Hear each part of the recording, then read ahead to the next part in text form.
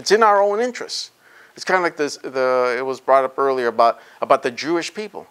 It's no big secret what the success of the Jews are.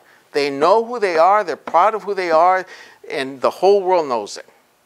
We actually have a lot more to be proud of than Jews in terms of just geographically how spread out we are. More ancient than the Jews, more ancient than the Egyptians, more ancient than the Greeks or the Romans. Yet we think, well, you know, to be an Indian, that's, you know, the guy selling oranges. What do I want to be that?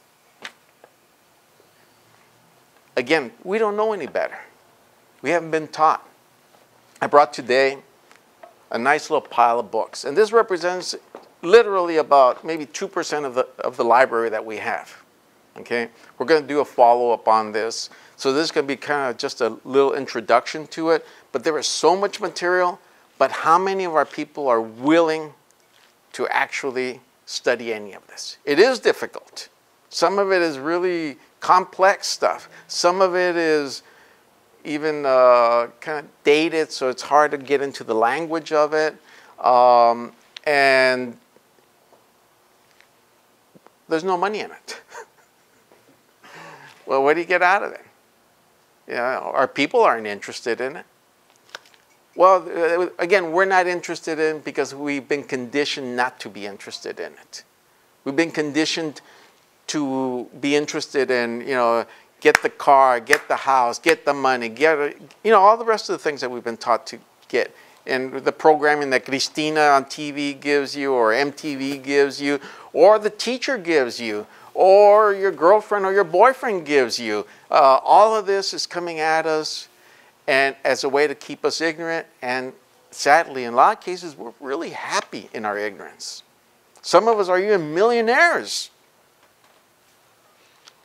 So it's difficult when the millionaire and the person with a PhD is just as ignorant as the illiterate person and the poorest person of our people, just as ignorant, just as self-hating. So I'm going to move over here, give Carlos some time to adjust the cameras, because again, we're doing this for the internet so that we can share this beyond this one moment. And what do we have, about 20 or so people in here, and we want this so that our people can go on the internet and watch this 24/7. The idea was we want to build all these videos on the internet so that our people can go on the internet and go to a university that educates them. The Anáhuac University of the Liberation of the Nican Tlaca, so they can go in there and learn the history, learn about the theology, learn about the Mayan language, the Nahuatl language, the Zapotec language, to learn how to be human again. So these are the books that we have. And I'm going to start with the ones that we're recommending that you start out with.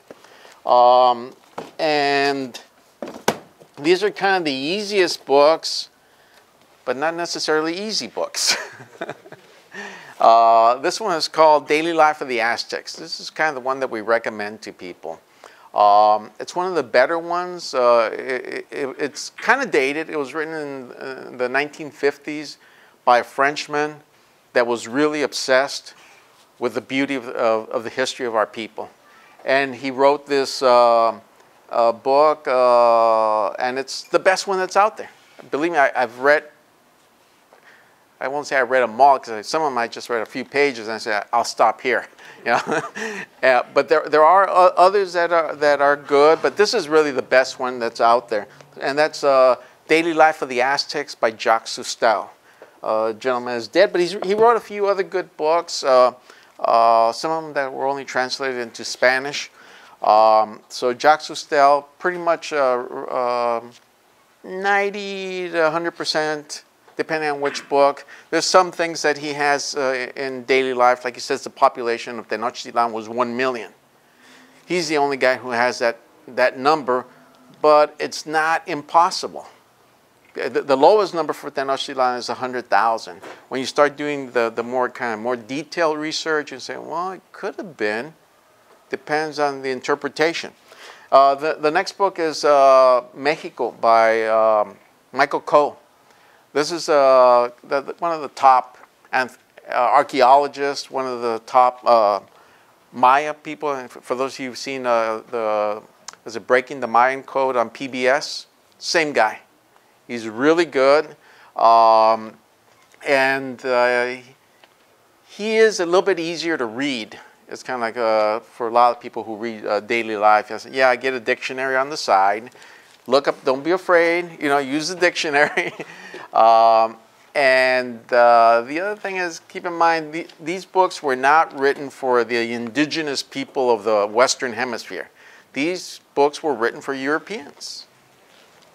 They're the ones who have actually the interest. A lot of times our people have the interest, but they only get so far because we have not been conditioned to appreciate the full beauty of all of this. So that's Mexico by Michael Cole and Maya, okay? Because he couldn't get it all in one book. It's really good. It's got a lot of good information on the development of corn, the development of our civilizations, the writing system, the calendars, a lot of good pictures on the art and the different archaeological sites. The attitude is very positive, and that's kind of the other thing with Jacques Soustelle. When he writes about it, in a lot of ways, he's a lot more passionate and a lot more loving of our heritage than we can in reading some of our own people. If some of our people write about, again, Aztecs, okay, all right, that's a misnomer, it's Mexica, but even he explains in there, well, Aztecs is wrong, but I'm going to say Aztecs because that's the accepted norm. So you have Michael Cole, and then you have this other book that Neliola was talking about earlier. It's called The American Holocaust. Of all the books that I've read, this is the most devastating to read. If you're depressed, don't read this. Don't read this. You're going to do harm to yourself or others. Okay? It's a very difficult book to read, especially if you really understand and you've read other history. Because it's not just what was done to us. You think of really the human race. You say, wow, how did this happen? And the excuses are, well, that was the 16th century. It was a different world. No, wrong is wrong. The Europeans had the 10 Commandments. They were so-called Christians. Treat other people as you would want to be treated, right? Is that what they wanted? If they would like other people from another area to go into Europe and do exactly what was done to us? It's a very difficult book, like I said, emotionally as you read. Basically, it's just crime after crime, massive crime, massacres. The only thing he doesn't get into is the whole obviousness of the use of smallpox. Because smallpox was used in the Canary Islands. They wiped out, there are no Canary Islanders today, other than colonials who went to the Canary Islands. They used smallpox there. They used it in the Caribbean. They used it in Mexico. They used it in Peru. They even went out of this area. They used it in Easter Island. They used it in Hawaii. They used it everywhere, basically wherever people had immunity, no immunity to it. China and India would have been great lands for settling Europeans, right? But those damn Chinese and people of India, they already had immunity to smallpox, so there were other ways that they were basically used. Or else today, if there was no immunity, there would be Europeans settling the Indus and the Yangtze today. Probably wouldn't have the Yangtze as a name anymore. But that's basically what could have happened. So the Chinese got lucky.